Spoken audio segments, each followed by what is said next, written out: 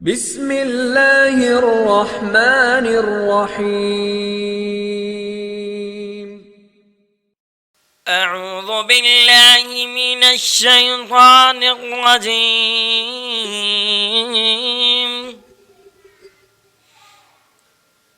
بسم الله الرحمن الرحيم. وإذ قال موسى لفتاه لا أبرح حتى أبلغ مجمع البحرين أو أمضي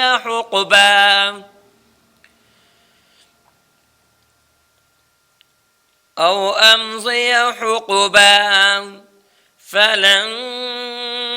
بلغا مجمع بينهما نسيا حوتهما فاتخذ سبيله في البحر سربا فلما جاوزا قال لفتاه آتنا غداءنا لقد لقينا من سفرنا هذا نصبا قال أرأيت إذ أوينا إلى الصخرة فإني نسيت الحوت وما أنسانيه إلا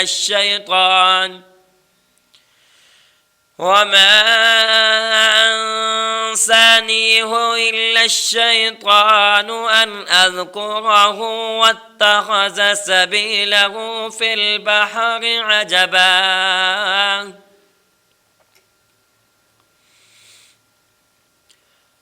قال ذلك ما كنا نبغي فارتدا على آثارهما قصصا فوجدا عبدا من عبادنا آتيناه رحمة من عندنا وعلمناه من لدنا علما قال له موسى هل أتبعك على أن تعلمني مما علمت رشدا قال إنك لن تستطيع معي صبرا وكيف تصبر على ما لم تحط به خبرا قال ستجدني إن شاء الله صابرا ولا أعصي لك أمرا قال فإن اتبعتني فلا تسألني عن شيء حتى أحدث لك منه ذكرا فانطلقا حتى إذا ركبا في السفينة خرقها قال أخرقتها لتغرق أهلها لقد جئت شيئا إمرا قال ألم أقل إنك لن تستطيع معي صبرا قال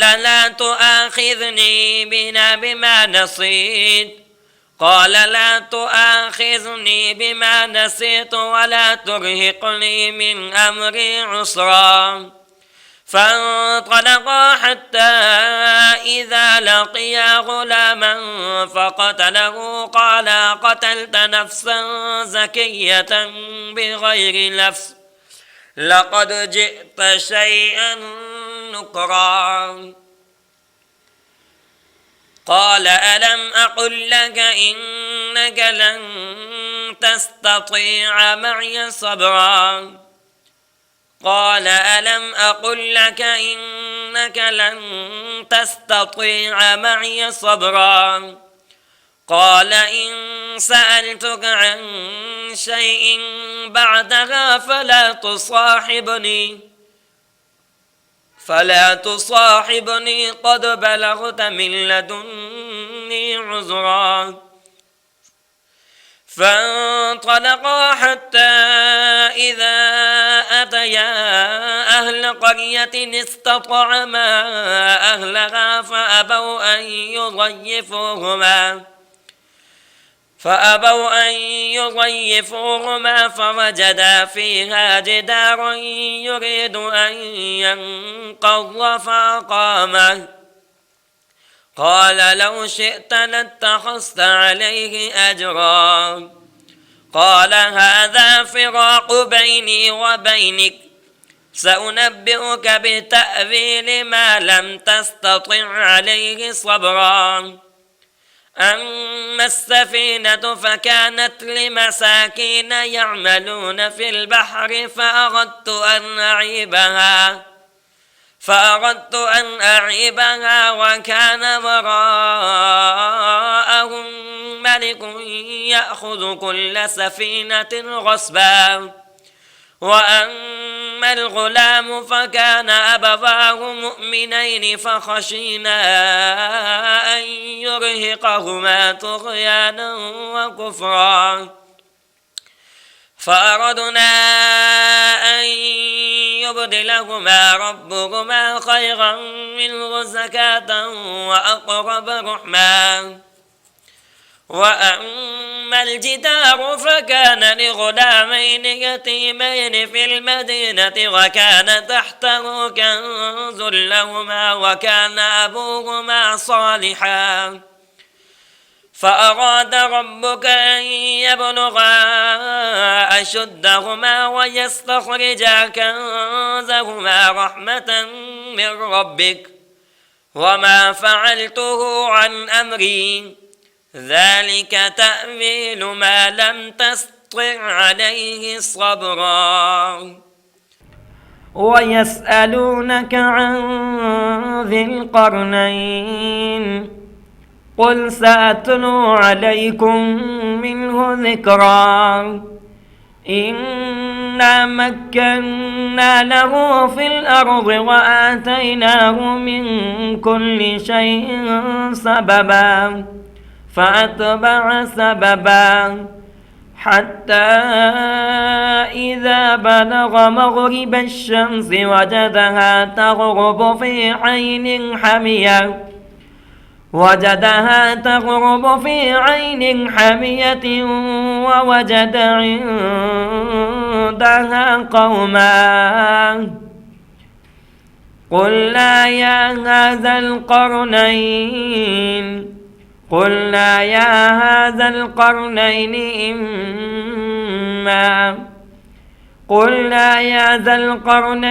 إما أن تعذب وإما تتخذ من فيهم حسنا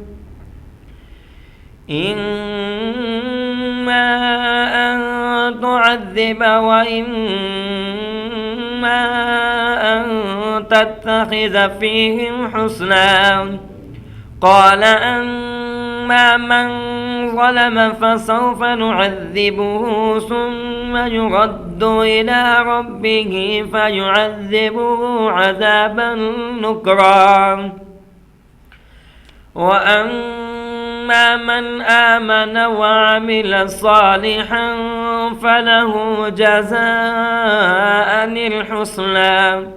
وسنقول له من أمرنا يسرا ثم أتبع سببا حتى إذا بلغ مطلع الشمس وجدها تطلع على قوم لم نجعل لهم من دونها سترا كذلك وقد أحطنا بما لديه خبرا ثم أتبع سببا حتى إذا بلغ بين السدين وجد من دونهما قوما لا يكادون يفقهون قولا قالوا يا ذا القرنين إن يأجوج ومأجوج مفسدون في الأرض فهل نجعل لك خرجا على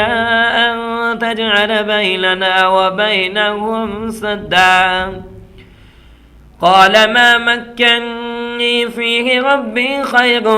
فأعينوني بقوة أجعل بينكم وبينهم ردما آتوني زبر الحديد حتى إذا ساوى بين الصدفين قال انفخوا حتى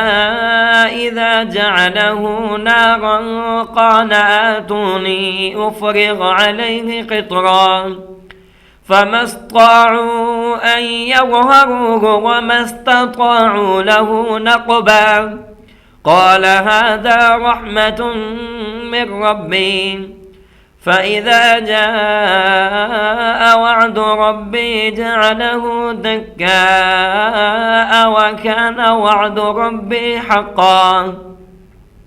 وتركنا بعضهم يومئذ يموج في بعض ونفخ في الصور فجمعناهم جمعا وعرضنا جهنم يومئذ للكافرين عرضا الذين كانت أعينهم في غطاء عن ذكري وكانوا لا يستطيعون سمعا أفحسب الذين كفروا أن يتخذوا عبادي من دوني أولياء إنا أعتدنا جهنم للكافرين نزلا إنا أعتدنا جهنم للكافرين نزلا قل هل ننبئكم بالأخسرين أعمالا الذين ضل سعيهم في الحياة الدنيا وهم يحسبون أنهم يحسنون صنعا أولئك الذين كفروا بآيات ربهم ولقائه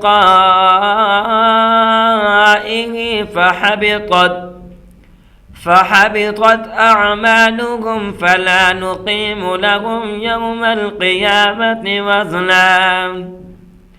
ذلك جزاؤهم جهنم بما كفروا واتخذوا آياتي ورسلي هزوا إن الذين آمنوا وعملوا الصالحات كانت لهم جنات الفردوس نزلا خالدين فيها لا يبغون عنها حولا قل لو كان البحر مدادا لكلمات ربي لنفد البحر قبل أن تنفد كلمات ربي ولو جئنا بمثله مددا قل إنما أنا